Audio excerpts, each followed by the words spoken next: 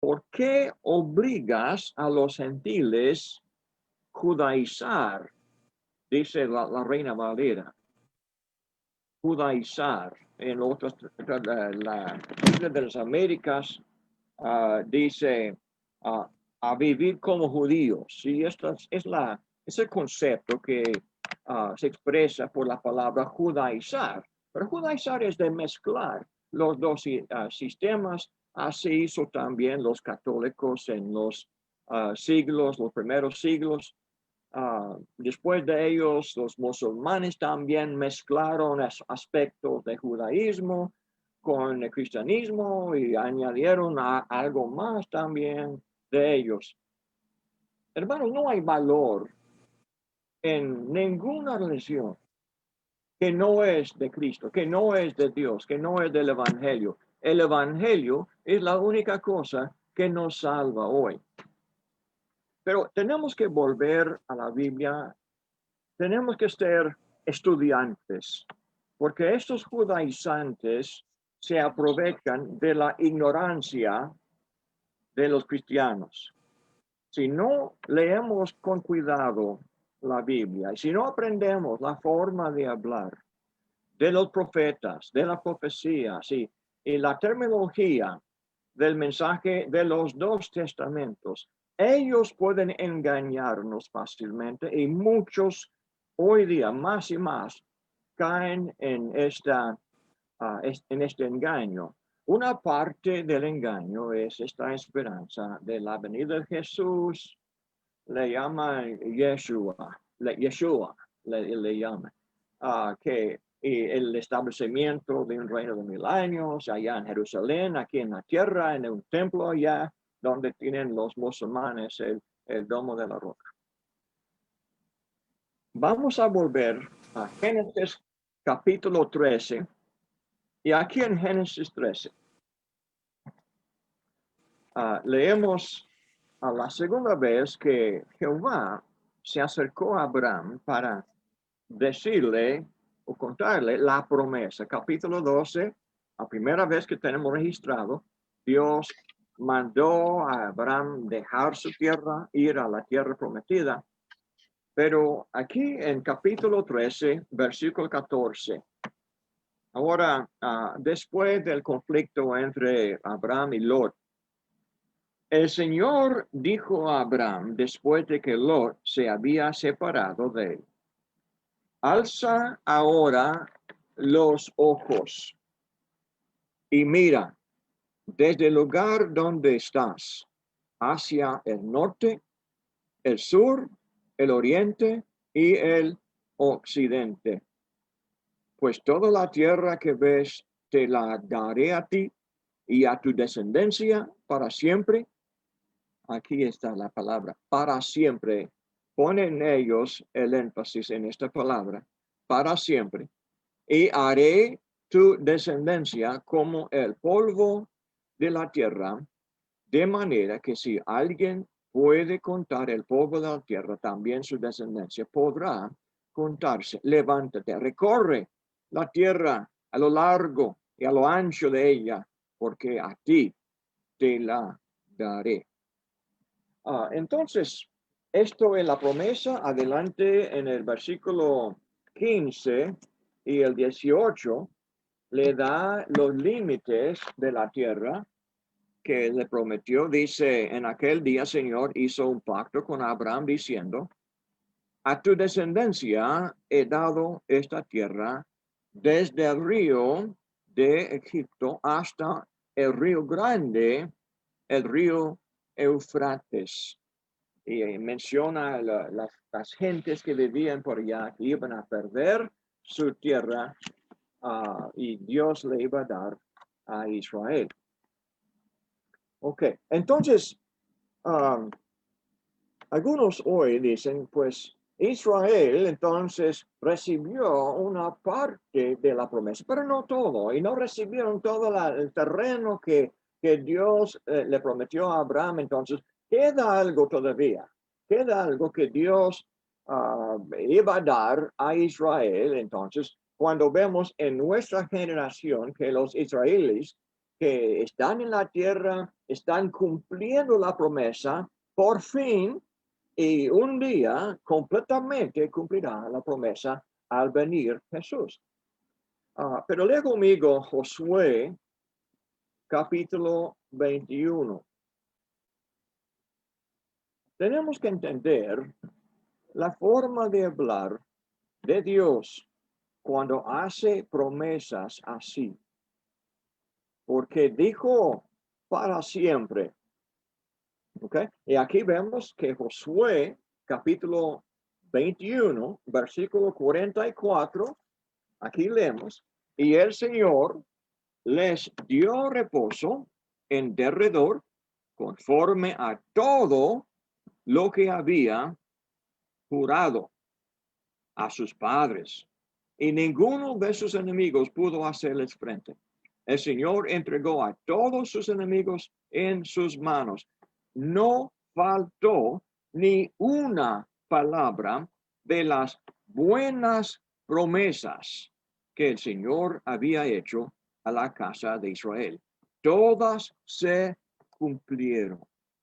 Josué, por inspiración, declara el cumplimiento de la promesa que Dios había hecho a los padres, a Abraham, a Isaac, a Jacob también. Se repitió la promesa. Pero ahora lee conmigo adelante aquí en Josué, el capítulo 23 y el versículo 14. Dice el texto, he aquí, hoy me voy por el camino de toda la tierra, y vosotros sabéis con todo vuestro corazón y con toda vuestra alma que ninguna de las buenas palabras que el Señor vuestro Dios habló acerca de vosotros ha faltado. Todas os han sido cumplidas, ninguna de ellas ha faltado. Claramente, Josué lo quiere dejar bien claro que fue cumplida la promesa. Ahora dice, y sucederá que así como han venido sobre vosotros todas las buenas palabras del Señor, vuestro Dios, os habló, de la misma manera el Señor traerá sobre vosotros toda amenaza hasta que os haya destruido de sobre esta tierra que el Señor, vuestro Dios, os ha dado. Esto se refiere a la advertencia de Moisés en Deuteronomio, los capítulos 28 al 30 y 31, 32.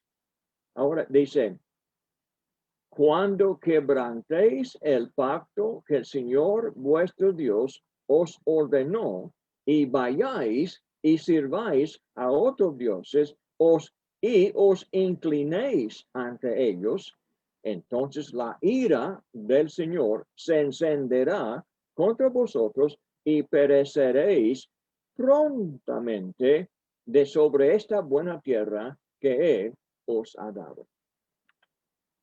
Bien claro, dice Josué, ellos tendrían posesión con la condición que fueran fieles al Señor y no entraran en la idolatría, como los otros pueblos que ellos habían vencido allá en aquella tierra. Y otro texto más, el versículo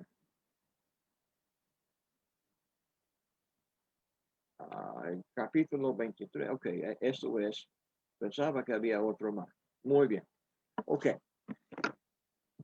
Antes de ir más adelante y confirmar, es bien cierto que Israel en la historia volvió a la idolatría. Y vemos en las profecías de Jeremías que Dios les condenó, Dios los quitó de la tierra, los llevó cautivos. La gran mayoría, muy pocos quedaron, un remanente, como dijo Isaías, muy pocos. Ezequiel nos habla de una acción que Dios le mandó. Tuvo que cortar un pedazo de su cabello y dividirlo en una mesa en tres partes y despedirse de dos partes y la otra parte cortar con un cuchillo en pedacitos y soplarlo y después buscar algunos cabellos para volver y poner en su cinta. Dice, esto sería remanente. Así hablaba Dios a Ezequiel de Israel, que Dios iba a caer o a correr de la tierra. Los ofreció regresar, muy pocos de ellos, este remanente en el futuro. Jeremías, capítulo 22, declara algo también muy final acerca de la nación de Israel. Dice Jeremías, el capítulo 22, Jeremías 22 y versículo 29. Vemos esta declaración muy importante por la forma de la comunicación. Dice, oh tierra, tierra, tierra, oye la palabra del Señor. Así comienza. 3 veces. Tierra, tierra, tierra. Oye la palabra del Señor. Porque muy importante. Versículo 30.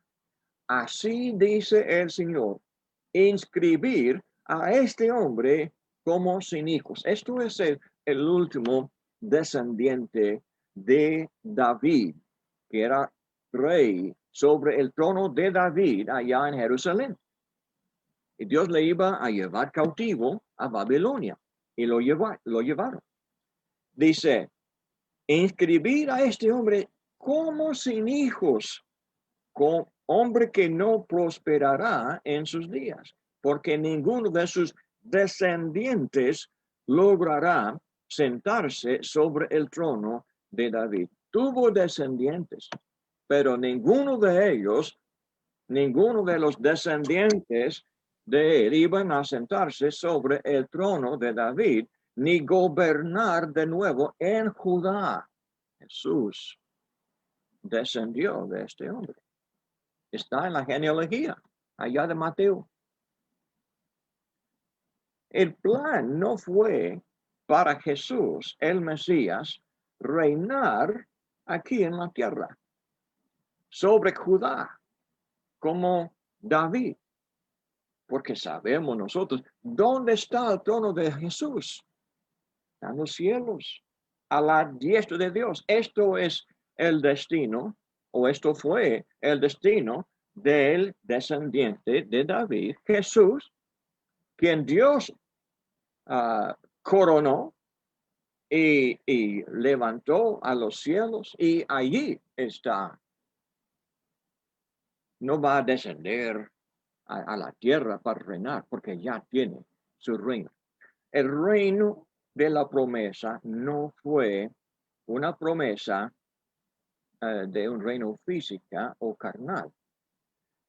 El reino de Cristo sería un reino que nosotros vemos como la iglesia de Cristo.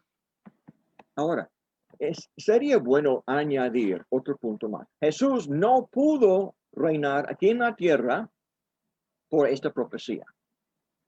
Tampoco sabemos que Jesús es sumo sacerdote, conforme a el ejemplo de Melquisedec.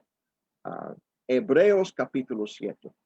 Hay algo interesante en la plática de Hebreos 7 acerca de Jesús, porque Jesús tampoco podía servir de sumo sacerdote aquí en la tierra, en el templo, conforme a la ley de Moisés, como muchos esperan un día. Porque dice Hebreos 7, versículo 11, ahora bien, si la perfección era por medio de sacerdocio levítico, pues sobre esa base recibió el pueblo la ley. ¿qué necesidad había de que se levantara otro sacerdote según el orden de Melquisedec y no designado según el orden de Aarón?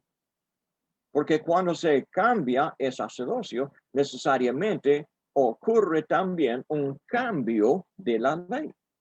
Pues aquel de quien se dicen estas cosas pertenece a otra tribu, de la cual nadie ha servido en el altar, porque es evidente que nuestro Señor descendió de Judá, una tribu de la cual Moisés no dijo nada tocante a sacerdotes. Jesús no puede servir bajo la ley en el templo, en Jerusalén, aquí en la tierra, porque no es de la tribu indígena. Yo sé que los mormones no hay problema. Tienen un individuo, es sacerdote según el orden de Leví, y según el orden de Aarón, y según el orden de Melquisedec. Para ellos es una gran confusión. La ley de Moisés no fue así. La ley fue la ley. Uno no podía servir si no era de la tribu de Leví. En los días de los jueces, algunos no hacían caso. En los días de Jeroboam, hacían sacerdotes de cualquier tribu. Pero esto fue condenado plenamente en la Biblia. Jesús, para ser sacerdote, tenía que ser por otra orden, por juramento de Salmo 110, conforme o según el orden de Melquisedec. Y no en la tierra, sino en el cielo. Tenía que haber un cambio de la ley. La primera ley fue abolida y en Cristo tenemos otro sistema de culto, de esperanza, de significado.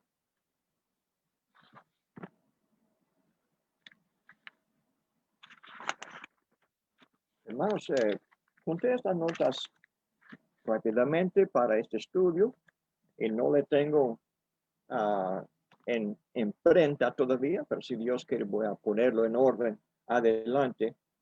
Pero la próxima pregunta que tenemos que hacer, el significado de Israel, ¿quién es hijo de Abraham?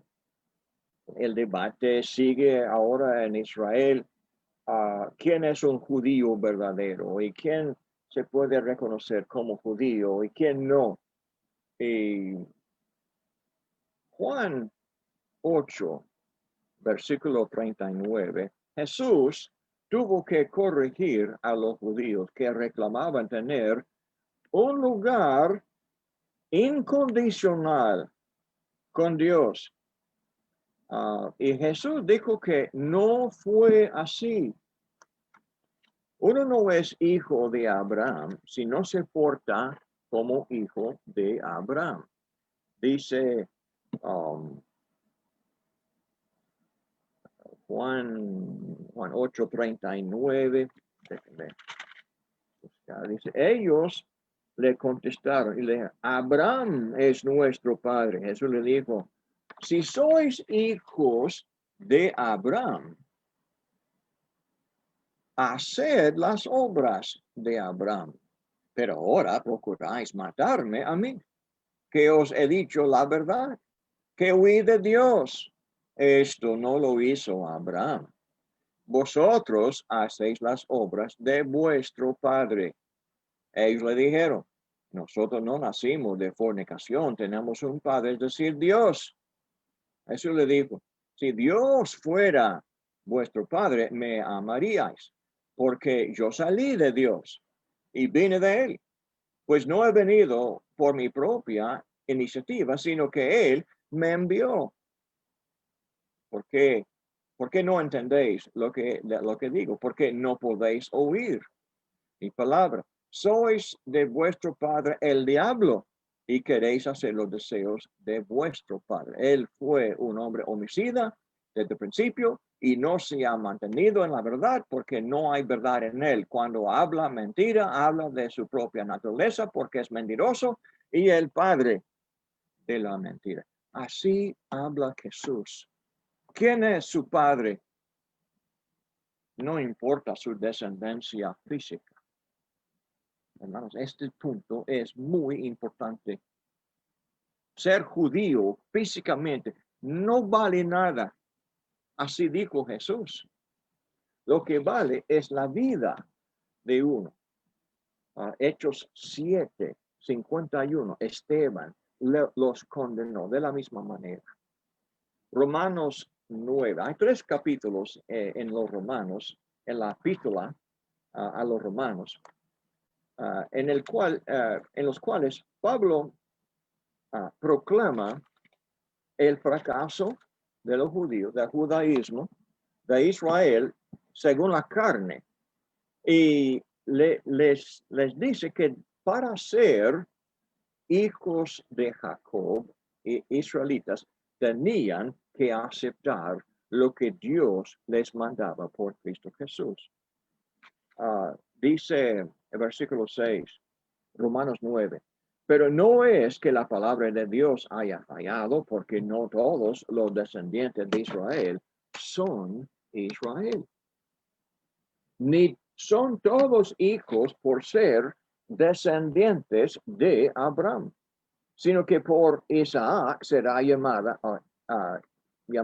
tu descendencia. Esto es, no son los hijos de la carne los que son hijos de Dios, sino los hijos de la promesa son considerados como descendientes. Adelante, versículo 25, como también dice Oseas, a los que no eran mi pueblo, llamaré pueblo mío. A la que no era amada, amada mía. Y acontecerá que en el lugar donde les fue dicho, vosotros no sois mi pueblo, allí serán llamados hijos del Dios viviente. Leyendo entonces adelante el 30. ¿Qué diremos entonces? Que los gentiles que no iban tras la justicia alcanzaron justicia, es decir, la justicia que es por fe. Pero Israel, que iba tras una ley de justicia, no alcanzó esa ley. ¿Por qué? Porque no iban tras ella por fe, sino como por obras tropezaron en la piedra de tropiezo. El punto es que en vez de escuchar a Jesús, confiaban ellos en sus tradiciones, confiaban en lo que ellos llamaban obra de la ley. Esto fue un gran fracaso. ¿Por qué? Porque no recibieron el último mensaje de su Dios. No se portaban como Abraham. Abraham escuchaba y por fe hacía lo que Dios le mandaba. Al llegar el Hijo de Dios, escucharon a Jesús y no les gustó, porque Jesús les corrigió sus errores. Rehusaron seguir a Jesús. Romanos 10:12, no hay distinción. Romanos 11:5, solo un remanente será salvo. Capítulo 11:26, y así todo Israel será salvo. Ellos les gusta decir, por lo tanto, todo judío será salvo. No es el punto. Así significa de esta manera. Por escuchar y obedecer todo el mensaje del capítulo. Lea 9, 10 y 11. El punto es, Dios rechazaba a los que no escuchaban, los que no obedecían. Aquí por fin en capítulo 11 dice, así entonces, ¿puede el israelita ser salvo si hace lo que Dios manda? Gálatas 2. Okay. Voy rápidamente y me gustaría al menos hacer este punto en el contexto en el cual estamos estudiando, porque es muy importante, hermanos. Con este concepto crece rápidamente hoy día. Gálatas 2:14, ya hemos leído 14. Pablo regañó a Pedro porque obligaba a los gentiles vivir como judíos, aceptar las costumbres, la circuncisión, la dieta, etcétera, etcétera, para que no fueran inmundos. Jesús había cancelado la inmundicia que definía o que describía la ley de Moisés. Ahora dice, nosotros somos judíos de nacimiento y no pecadores dentro de los gentiles. Sin embargo, sabiendo que el hombre no es justificado por las obras de la ley, sino mediante la fe en Cristo Jesús. También nosotros hemos creído en Cristo Jesús, para que seamos justificados no por la fe en Cristo y no por las obras de la ley, puesto que las obras de la ley nadie será justificado. Pero si buscando ser justificados en Cristo, también nosotros hemos sido hallados pecadores, escrito entonces ministro de pecado, de ningún modo. Cristo dice, si es pecado para el cristiano, judío, gentil, no guardar el sábado, no guardar las costumbres judíos, no guardar las fiestas, entonces Cristo nos hace pecadores. Pero hoy día es lo que se oye. Esto es una distorsión de la Biblia, de no reconocer lo que Dios envió, lo que Dios enseñó acerca de Israel. ¿Quién es Israel? Pues ya hemos visto, no son los que son de la carne. Israel es el cristiano. Son los cristianos que obedecen a Cristo. Capítulo 3. Oh Gálatas insensatos, ¿quién os ha fascinado a vosotros, ante cuyos ojos Jesucristo fue presentado públicamente como crucificado? Esto es lo único que quiero averiguar de vosotros. ¿Recibisteis el Espíritu por las obras de la ley o por el oír con fe? ¿Tan insensatos sois? Habiendo comenzado por el Espíritu, ¿vais a terminar ahora por la carne? Es carnalidad, hermanos. Es lo que el judaísmo impone, un sistema carnal, con una esperanza carnal, una esperanza física en la tierra. Es carnal, hermanos. El problema básico de los testigos de Jehová y su premilenialismo y los demás, y de los sectarios de los protestantes, todos, es que convierten el valor del mensaje del evangelio en algo carnal y físico. El mensaje del evangelio es que el hombre debe arrepentir de sus pecados, debe de seguir a Cristo, negarse a sí mismo, aceptar la cruz de Cristo, esperando en el cielo, esperando en nuestro Dios que mora en los cielos. En versículo 23 dice, antes de venir la fe, estábamos encerrados bajo la ley, confinados para la fe que había de ser revelada. Algo más allá, algo más importante, de más gravedad. La ley estaba llevando a todo el mundo a recibir, escuchar a Jesús, dice, de manera que la ley ha venido a ser nuestro ayo para conducirnos a Cristo, a fin de que seamos justificados por la fe. Pero ahora que ha venido la fe, ya no estamos bajo ayo.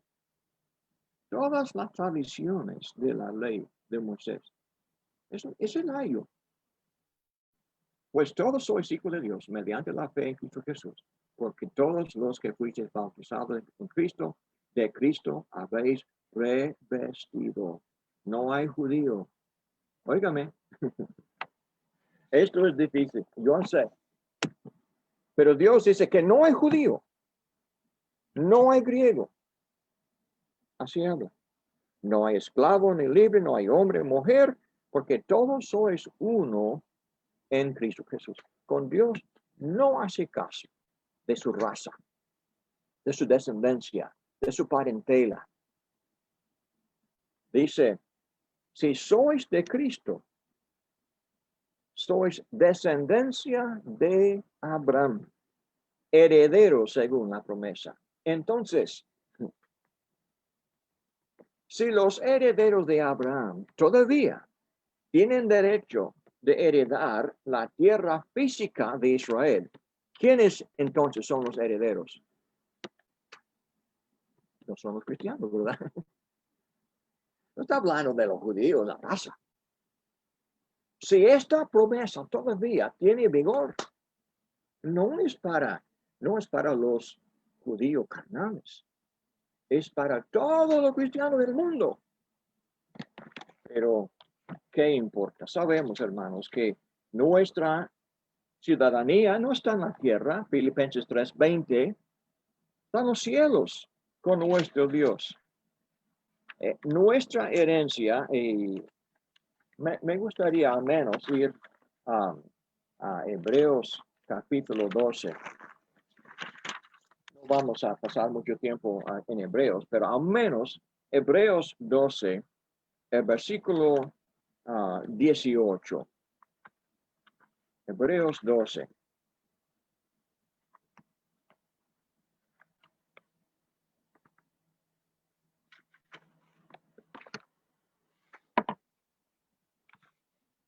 Ahora, lea conmigo. Después del gran argumento de lo que es mejor del nuevo pacto, del Nuevo Testamento, que el antiguo. Por fin dice, porque no os habéis acercado a un monte que se puede tocar. Los israelitas se acercaban al monte Sinaí, ¿se acuerda? Para recibir la ley. Ni un fuego ardiente, ni a tiniebla, ni a oscuridad, ni torbellino, ni a sonido de trompeta, ni a ruido de palabras, tal que los que oyeron rogaron que no se les hablara más, porque no podían soportar el mandato. Si aún una bestia toca el monte, sea apedreada. Tan terrible era el espectáculo que Moisés dijo, estoy aterrado y temblando. Esto es la ocasión allá frente a Monte Sinaí. Y Dios encima del monte y con el fuego, con el terremoto, con el sonido de la trompeta. Vosotros, nosotros, ¿ok? En cambio, os habéis acercado al monte Sión. Sión físicamente fue Jerusalén. Pero dice, a la ciudad de Dios vivo, la Jerusalén celestial. Hermanos, para nosotros, nuestra ciudad, Jerusalén, no está en esta tierra, está en el cielo. Y a miriadas de ángeles a la Asamblea General en iglesia de los primogénitos que están inscritos en los cielos y a Dios, el juez de todos. Hermanos, esta es el lugar noble a donde vamos. Okay. Ahora, déjame pasar el resto del tiempo hablando brevemente del simbolismo de Apocalipsis, porque aquí en Apocalipsis tenemos la visión de la Jerusalén celestial y tenemos muchas figuras. La profecía apocalíptica, las metáforas de la Biblia. Hermanos, la Biblia está llenísima de metáforas. Y los profetas antiguos usaban muchas figuras. Y aquí en Apocalipsis se reflejan muchas ideas de casi todos los demás de los libros de la Biblia. El uso, por ejemplo, de números en Apocalipsis depende de nuestro entendimiento del resto de la Biblia. Nos dice, por ejemplo, el número 2, bajo la ley de Moisés, 2 testigos podían condenar al malhechor. El testimonio de dos personas fue testimonio fuerte y firme. Y toda la Biblia así habla. Dos testigos. El número 3, el Padre, el Hijo, el Espíritu Santo. Siempre el número de Dios es 3 en la Biblia. Número 4 es el número de la creación. Lo tenemos el número allá en Ezequiel. Tenemos a los hombres, creaciones de Dios, como 4. Las razas, siempre en el Apocalipsis, cuando se refiere a los hombres, se refiere a ellos como de 4 términos, de como de lengua, de razas, de naciones, no me acuerdo, pero siempre con 4 y en varios lugares es la misma forma de hablar. Número 7 es el número de Jesucristo. ¿Por qué? Porque es hombre, hijo de hombre, y es Dios, hijo de Dios. Es Dios, el verbo, en la carne. 3 y 4. El número para nosotros es el número perfecto, completo. Nos cumplimos en Cristo Jesús. Sin defecto. Dios en la carne. Perfecto, sin defecto. Entonces el número 8 se usaba simbólicamente uno más que 7. Muy bueno entonces. El número 10, un número muy grande. Y el número 12, 12 tribus. Israel se componía de 12 tribus. Los patriarcas, hijos de Israel, de Jacob. En el Nuevo Testamento, Jesús escogió a 12 discípulos para que fueran apóstoles en la iglesia. La iglesia tenía estos dones: apóstoles, profetas, evangelistas, pastores, y no me acuerdo el otro.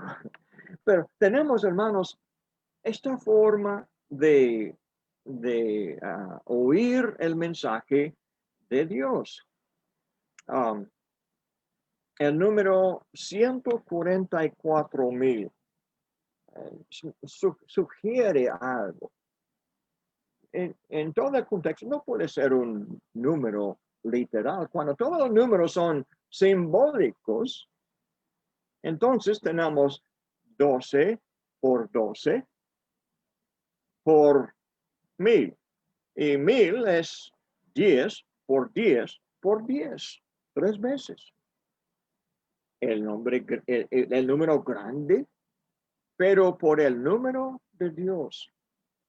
Y en este caso, Dios usa este número para describir a los redimidos, a los santos de Dios. Un gran número, innumerable, como la arena del mar, como Dios dijo a Abraham, como las estrellas del cielo, un número perfecto para comunicar el concepto de la promesa de Abraham, de que Dios hizo a Abraham. Entonces, cuando llegamos al capítulo 20, tenemos el número 1000 años del reino de Dios. Es un número que muy bien implica el número 3, porque es 10 por 10 por 10, 3 veces. 10 por 10 por 10. Un gran número, pero al término de Dios, porque Dios es el que manda el fin del reino. Solo Dios sabe hasta cuándo va a durar el reino. Jesús vendrá al terminar los días del reino aquí. ¿Y cuándo? Nadie sabe. Dios es el que sabe, porque es el número divino.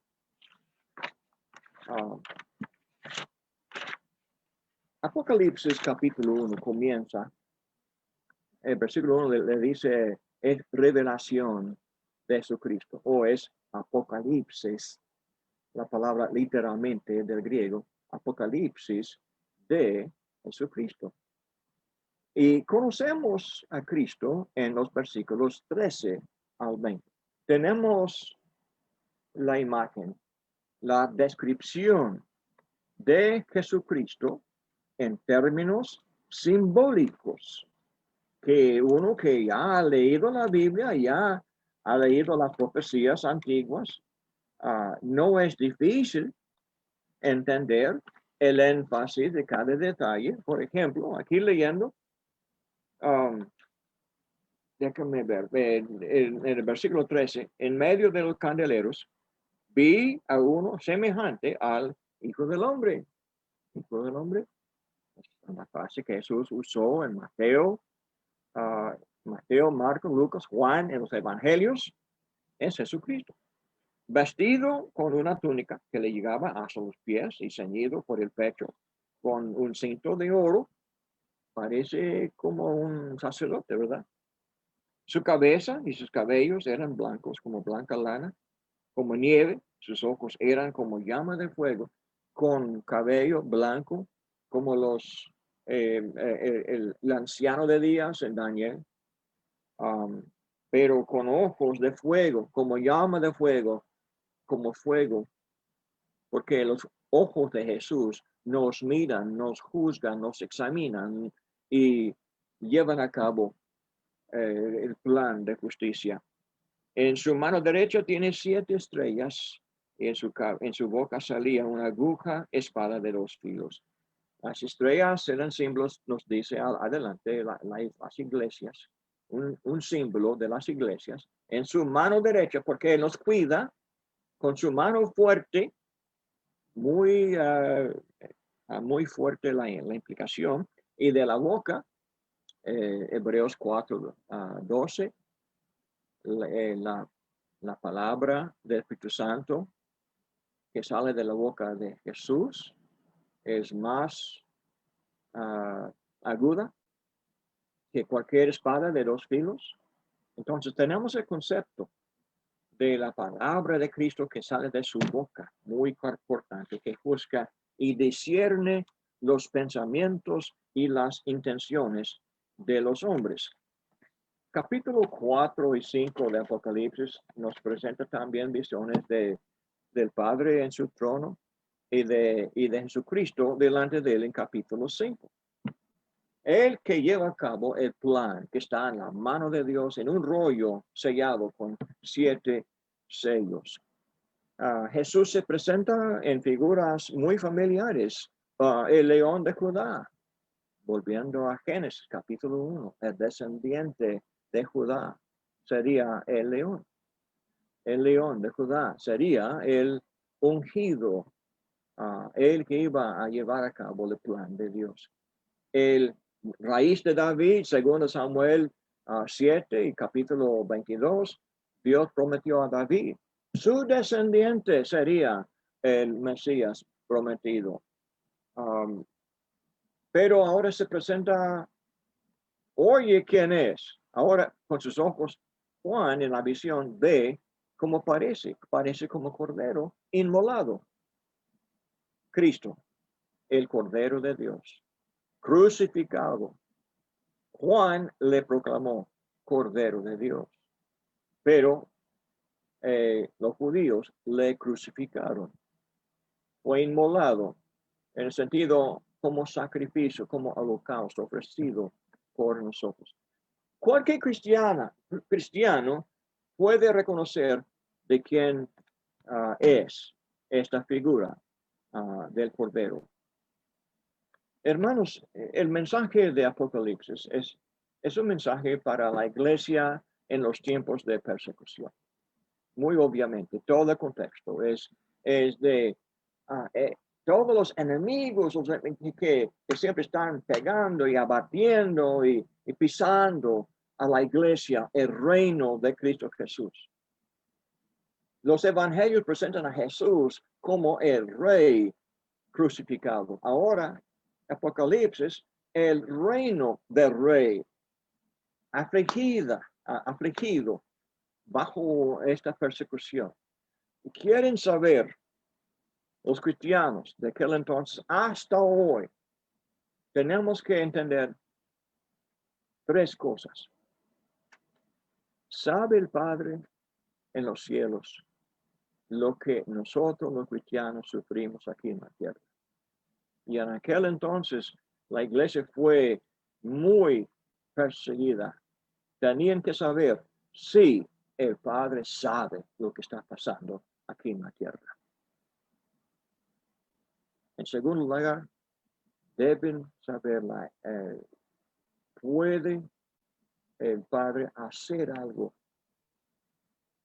para llevar a cabo el triunfo de la causa de Cristo? ¿Puede Dios hacer algo? Y en tercer lugar, ¿qué hace? Si Dios es todopoderoso, si sabe lo que está pasando y puede hacer algo, ¿qué hace? Apocalipsis nos presenta que sí Dios sabe. Y ahí vamos a ver lo que está haciendo. Capítulo 6, versículo 9, cuando Jesús abre este sello, es el quinto sello, vemos el altar de Dios y al pie del altar vemos las almas de los mártires, de los cristianos cuya sangre fue derramada en estos tiempos de persecución. Pues cuando vemos el altar en la imagen del templo de Jerusalén, hermanos, fue un lugar horrible. El olor horrible, el olor de sangre, porque fue siempre esta práctica de derramar la sangre de los animales al pie del altar. Siempre había un mar de sangre allá en el altar de Dios. En este caso, en vez de la sangre que huele feo, que presenta la muerte, vemos las almas de los cristianos. Y de la voz de ellos, clama a Dios. Dicen ellos,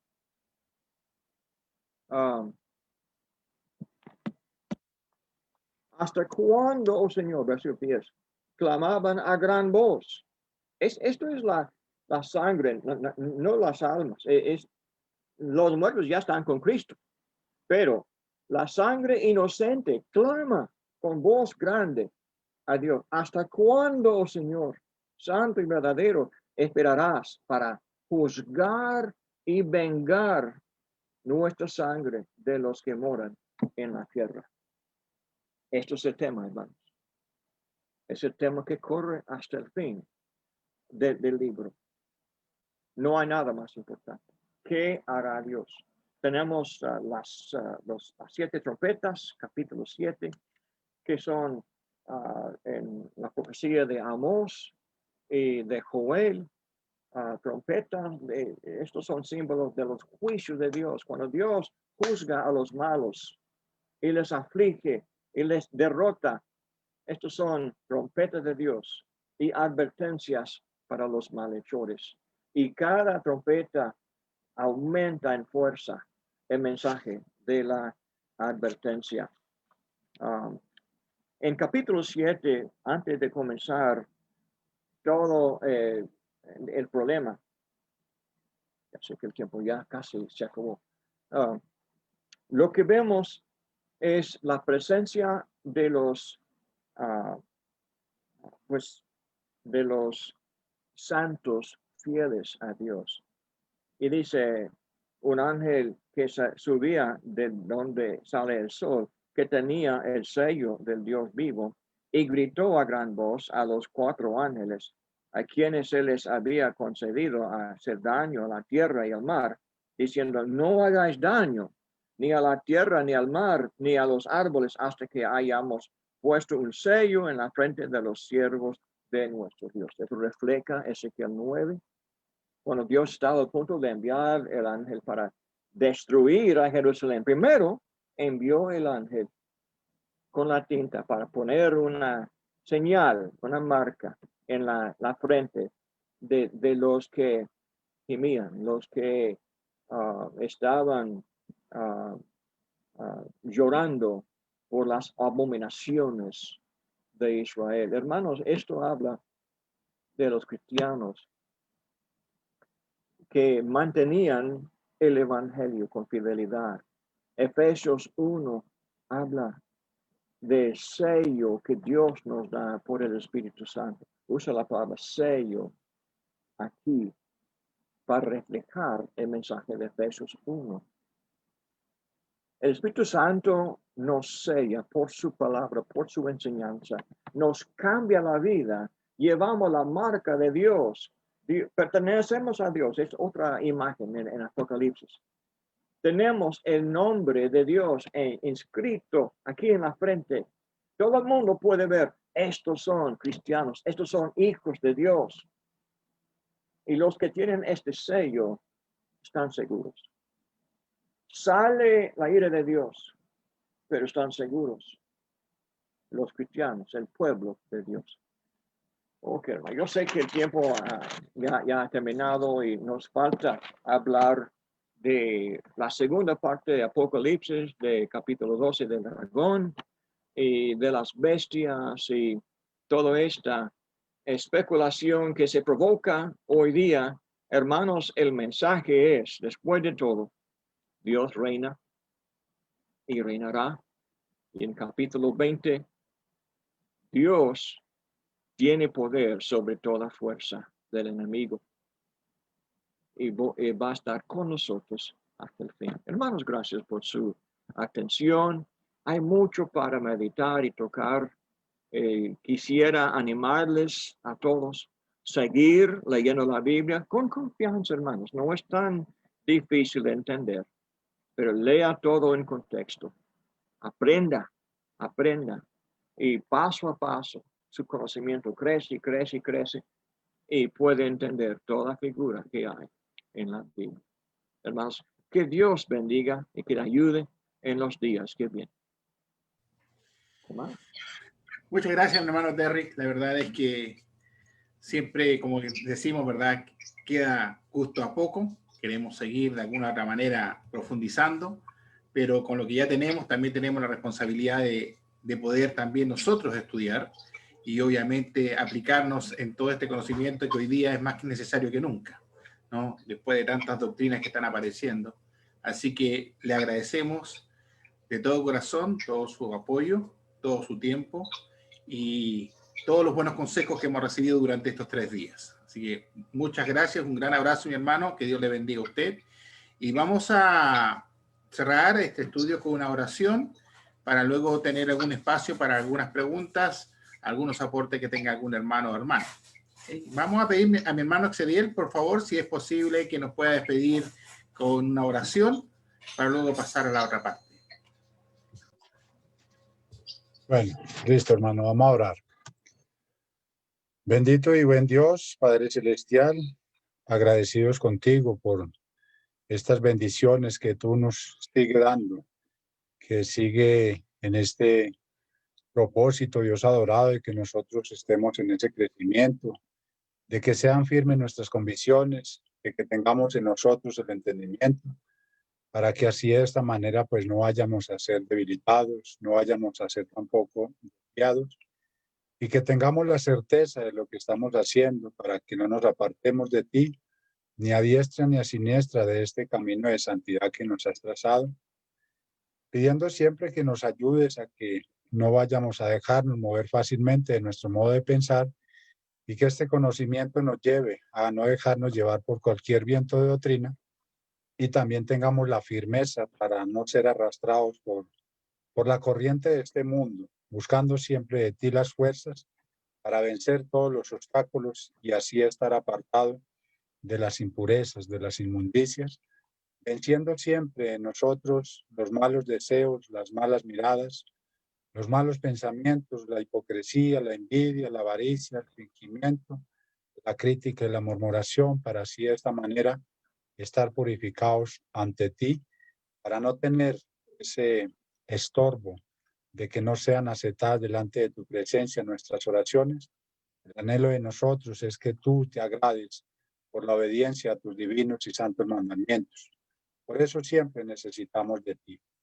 Gracias por la palabra que nos ha traído en esta noche, por recordarnos, Señor, de que debemos estar siempre en ese crecimiento, para que esto nos lleve a la perfección y así de esta manera podamos cuidar esta grande salvación y así de esta manera no echemos en saco roto este grande tesoro. Pedimos que nos ayudes en el entendimiento y que todo lo que nosotros recibamos de ti nos ayudes a colocarlo en obra para que lo vivamos y para que lo practiquemos, para que estemos al cuidado de la salvación y poder así en este medio ayudar a los que lo necesitan.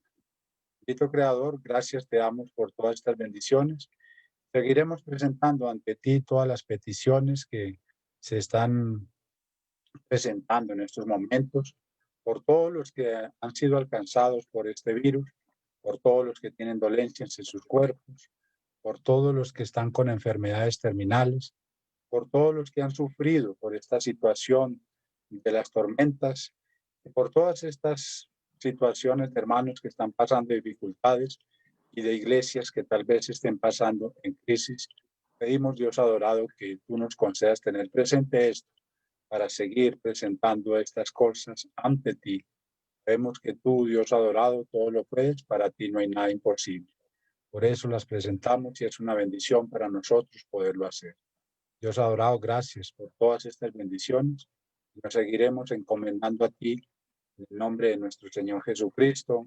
Amén. Amén, Señor. Muchas gracias, mi hermano. Hermano Néstor, ¿algunos mensajes habrá de los amigos y hermanos en el Facebook? Tiene que desmutarse su micrófono.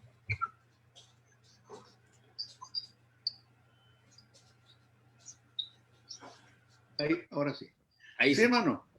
Reina Anila dice buenas tardes, hermano. Leonel Pino dice bendiciones. José Rodríguez, saludos, hermano, según de Corintios 5:1. Marvin Soto, aquí estamos, mis estimados, acompañando desde aquí. Saludos a todos y al hermano Terry y su buen estudio. Estaban también Waldo Sánchez por ahí, Raúl Vidal Saavedra, María Mojica, al final varios que mandan saludos y bendiciones. Y nosotros les decimos muchas gracias por acompañarnos aquí en esta idea de predicar el Evangelio, aprovechando esta providencia divina que es la Internet para poder llegar a más gente por más tiempo durante muchos días. Que Dios les bendiga. Hermano Oscar. Gracias, mi hermano. ¿Alguna pregunta, hermanos, hermanas, algún aporte en relación a lo que el hermano expuso? Tenemos unos minutos antes de despedirnos. ¿Algo que señalar? No se va a ir a comer a los hermanos, ¿no?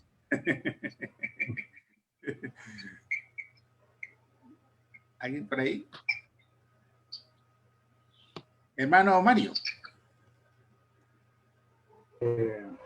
Sí, gracias por la enseñanza, hermano Terry. La pregunta mía es algo que usted ya comentó de profecías que tienen o aparentemente tienen doble aplicación o doble cumplimiento, así la llaman a veces. Sí. Estas profecías son profecías que en el contexto tienen aplicación para el tiempo del pueblo de Israel. ¿Okay? Estamos hablando de profecías del antiguo pacto. Pero el pacto de alguna manera se nos revela que fueron aplicadas por algún comentario de los apóstoles del mismo Jesucristo.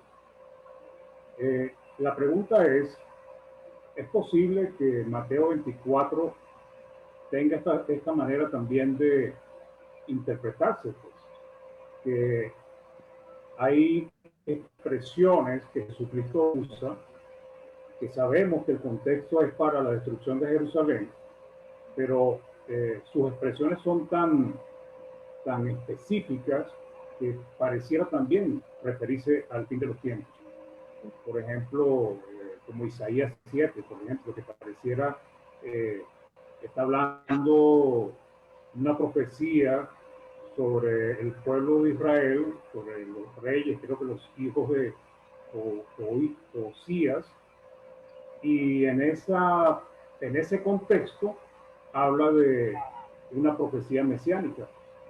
Entonces, es posible que en el nuevo pacto podamos tener profecías que tengan relación con el tiempo en que Jesucristo, por ejemplo, estaba hablando de la destrucción de Jerusalén, y que también puedan tener aplicación para el tiempo final. Sí, hermano, yo entiendo este sentimiento y yo también he tenido este sentimiento de que aunque tiene una aplicación inmediata, también los paralelos, las cosas paralelas entre el juicio de Jerusalén y el fin del mundo parecen pues muy parecidos. Lo que tengo que decir al principio, hermano, es que cuando leemos la cuenta de Lucas y ponerlo lado a lado con Mateo 24, Lucas 21 y Mateo 24. Vemos que en la cuenta el Evangelio de Lucas, el orden de las figuras nos ayuda a interpretar una cosa y otra. Parte de Lucas 7 también usa esta terminología. Y obviamente en el Evangelio de Lucas habla solamente de la destrucción de Jerusalén. Y entonces tenemos que luchar para entender qué significan estos símbolos que parecen aplicarse al fin del mundo. Pueden aplicar a Jerusalén, y sí, bien deben de aplicar a Jerusalén. Pero leyendo adelante en Mateo 25, parece que es una continuación de 24.